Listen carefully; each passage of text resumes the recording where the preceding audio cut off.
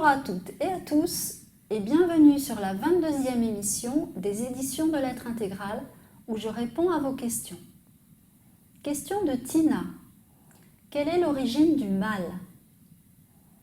Lorsque le monde a été créé, le mal n'existait pas. L'harmonie entre tout était totale et il n'y avait pas de polarité. Ce qui a engendré le mal, c'est une configuration particulière qui s'est produite au niveau des planètes en lien avec le futur être humain qui était encore à demi incarné. Un alignement des planètes a percuté son énergie et a commencé à générer un déséquilibre entre elle et lui. Il s'est trouvé en partie déstabilisé et les énergies des planètes ont commencé à ne plus être sous son contrôle. Cet alignement a été causé par un essai de reconfiguration de la position du Soleil par rapport à lui, de la part des intelligences créatrices afin d'éviter une domination énergétique sur lui. Mais lorsqu'il n'a plus contrôlé les énergies planétaires, une polarité s'est installée entre elle et lui. Des énergies opposées à lui sont apparues. Certaines ont été extraterrestres, d'autres issues de l'univers local. 7 entités noires se sont formées représentant le contraire des 7 qualités principales de l'être primordial. La générosité réelle, issue de l'amour réel, la capacité de création, la pureté, l'humilité, etc. Une 8e s'est ensuite constituée, faisant la synthèse des 7 autres. Ce système solaire a été détruit parce que l'expérience de vie qui y était menée fut pervertie au point de déséquilibrer l'univers local et d'empêcher la vie de croître. Mais les entités noires, elles, persistaient. Si ces entités noires et ces formes d'entités extraterrestres avaient été détruites, il aurait fallu aussi détruire l'être humain, en formation, parce qu'elles étaient intimement reliées à lui par polarité. Les éternels ont voulu malgré tout continuer l'expérience humaine pour tester l'amour des êtres humains. Mais leur féminin, s'étant séparé de leur propre masculin, l'amour réel ne put reprendre le dessus. Ce sont ces entités noires, avec des formes extraterrestres très négatives, qui ont incité l'homme à goûter au pouvoir, peu après qu'il se soit pratiquement incarné sur la terre. Plus tard, Jésus est venu pour instaurer à nouveau le principe de l'amour. Mais l'être humain était tellement mu par le pouvoir qu'il fallait le mettre sous l'autorité d'un Dieu qu'il calmerait son orgueil et sa domination. Aujourd'hui, l'ère du Verseau annonce un changement radical en permettant à l'être humain de retrouver sa connexion avec sa partie cosmique, afin qu'il retrouve l'équilibre entre son principe de réception, principe féminin, et son principe d'émission, principe masculin. Il peut ensuite éventuellement dépasser cet équilibre pour devenir lui-même la vie. Le mal s'est répandu dans les êtres humains, au point de vouloir détruire la planète Terre. La pollution venant de l'absence d'amour, d'un non-respect pour l'autre, pour soi et pour elle, ainsi que tous les actes de vandalisme continuent à lui faire absorber cette énergie néfaste. Le pouvoir de l'homme s'intensifie sans cesse.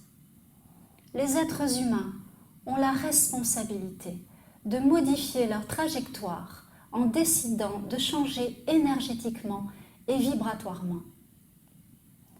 Les individus qui ont encore la capacité de réfléchir et de le faire doivent se mobiliser et se solidariser afin de stopper ce processus de destruction.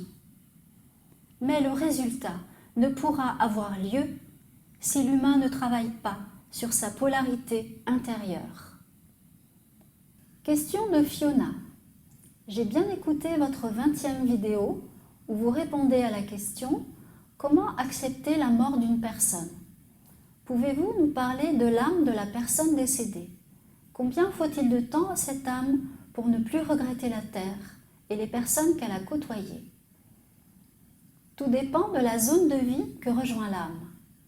C'est la conséquence de son degré d'évolution.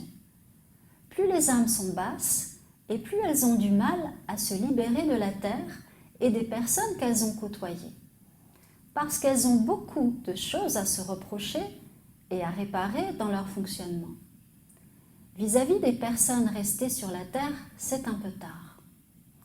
Heureusement, les forces du monde morontiel les aident à voir progressivement leurs erreurs et ce qu'il aurait fallu faire lorsqu'elles étaient incarnées.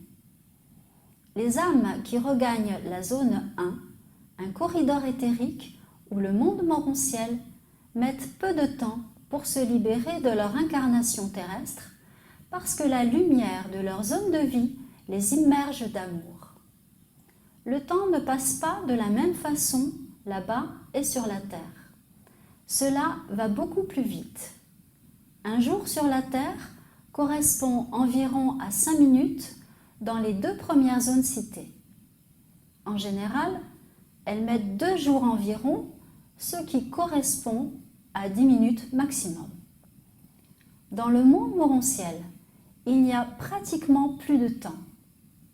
Dans la zone qui correspond aux éternels, c'est instantané.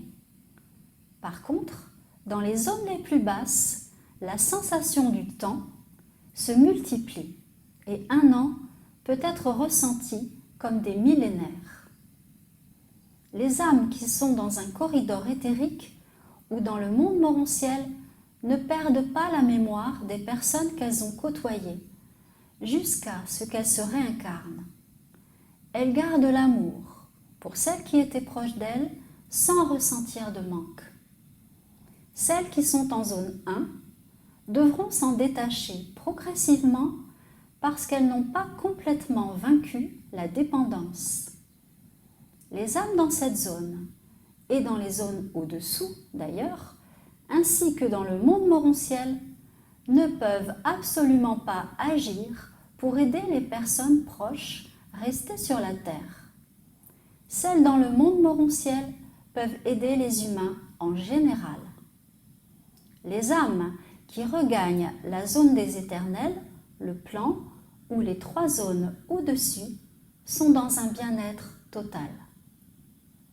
Elles ne regrettent donc pas leur vie sur Terre. Par contre, elles pensent encore aux personnes proches et feront tout pour les aider. Elles en ont la possibilité. Nous ne sommes plus au temps du monde astral. Avant sa destruction, les âmes pouvaient rester accrochées à la terre pendant des siècles. Elles pouvaient venir hanter les humains. Aujourd'hui, cela n'est plus possible. Ceux qui voient encore des entités ne voient pas l'âme des défunts, mais des projections de leurs énergies à travers divers supports, personnes, égrégores, résonances énergétiques. Les forces du monde de la création aident les âmes à se libérer de leur karma, alors que, lorsque le monde astral existait, ceux qu'on appelait les maîtres du karma veillaient à ce que l'âme continue à être soumise à sa programmation. Merci d'avoir visionné cette vidéo. À bientôt.